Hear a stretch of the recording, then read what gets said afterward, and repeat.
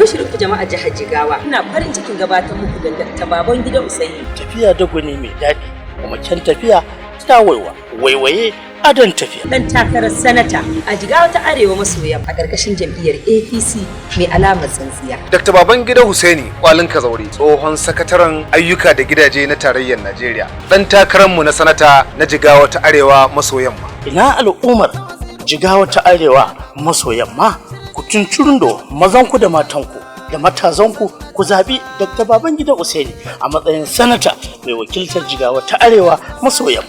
Yan uwana mata, ku tabbata kuri'anmu ta Wali Kazaure ce. Lokacin da yake ma'aikatar ayyuka ta ƙasa ya yi aikace-aikace na musamman wanda ba ku tura shi wakilci ba. Ina ga wanda kuma ku zaɓe shi, na tabbatar cewa kuri'arku za ta kawo Babangida Usaini Walin Kazaure ya ba ku kulawa da martabawa da kuma kyakkyawan wakilci wanda ba a taɓa yi ba a jihar mu ta Jigawa da ma arewacin Najeriya. Mai girma Walin Kazaure shine amsa. Ina al'ummar Kazaure, Roni da kuma Gwiwa. Ina al'ummar Ringib, Garki da kuma 'yan kwashi. Ina al'ummar Mai Gatar da Gumel da Silatan Karkar. Hagarawa, Babura, Taura.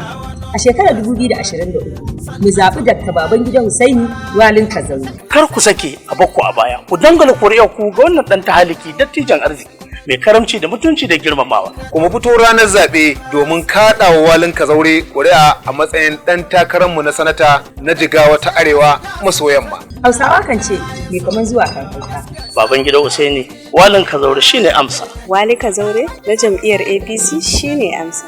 Walin Kazaure na jam'iyyar APC shine